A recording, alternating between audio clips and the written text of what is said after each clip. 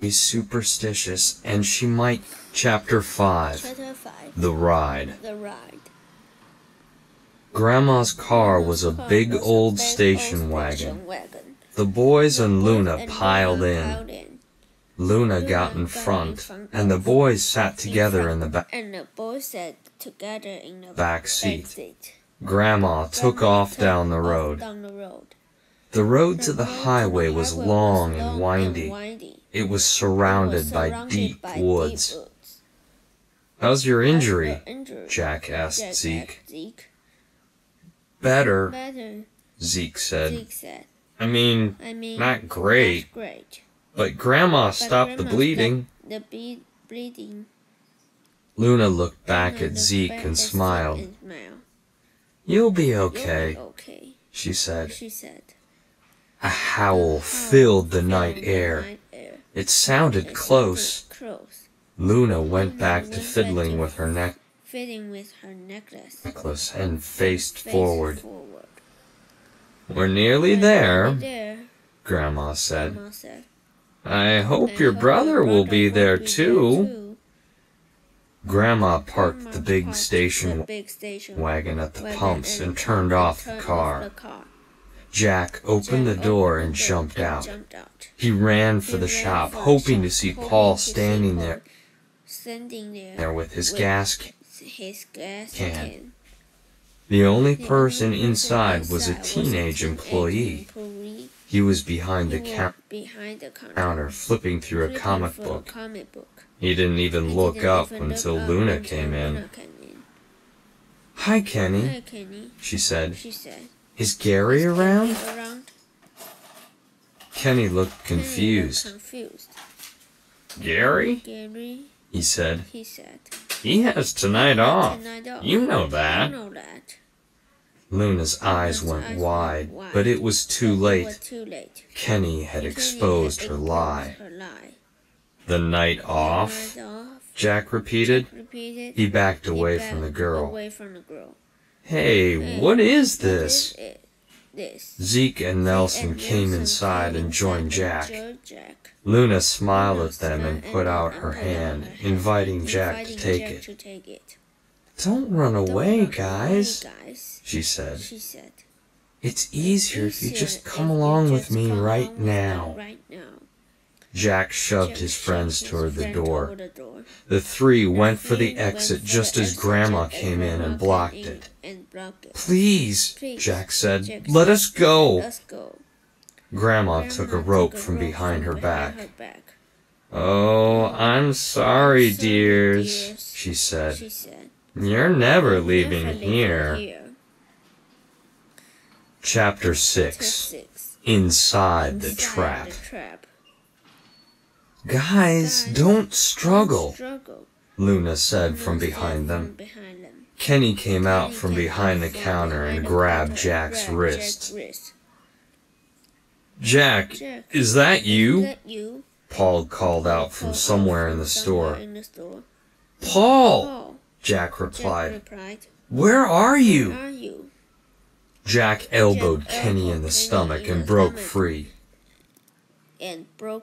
"Let's go," he said to Nelson and Zeke. The three boys darted for a door toward the back of the store. "It's heavy," Jack said. He tugged on the handle. "Help me."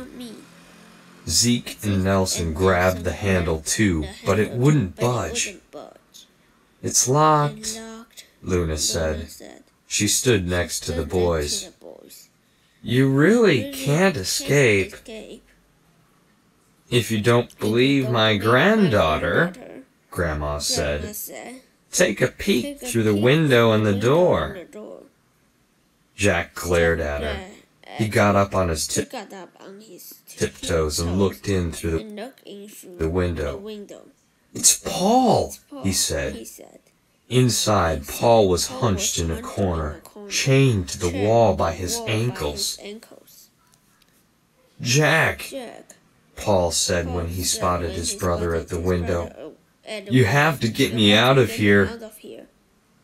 Across from Paul was a big iron gate.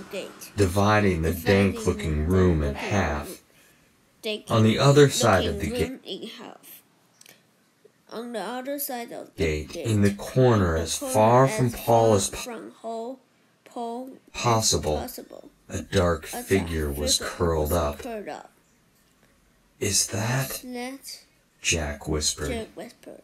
Suddenly, the figure sprang from the cement floor.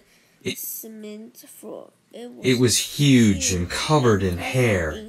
It, too, had a chain around its ankle. It saw Jack and tried to jump at the door, but the chain kept it far away. It growled and snarled, then let loose a wicked howl. "It's the werewolf," Jack said. He spun to face Luna and Grandma. Then he said to Nelson over his shoulder, "They've got the werewolf in there with Paul." Grandma chuckled. "That isn't the werewolf you saw," she said. She pulled something from her pocket and rubbed it between her thumb and first finger. "That's the werewolf's father in there," Luna said. "Gary, the gas station owner." "Gary?" Jack repeated. "Then you knew. You knew who had attacked Zeke all along. You knew my brother was walking into a death trap." Luna shrugged and smiled. "It's what has to be done," she said as she fiddled with the charm on her necklace. "When they've eaten, the beasts are calm. They don't terrorize Raven's Pass once they aren't hungry anymore." "So you're going to feed them?" "And my brother?" Jack snapped.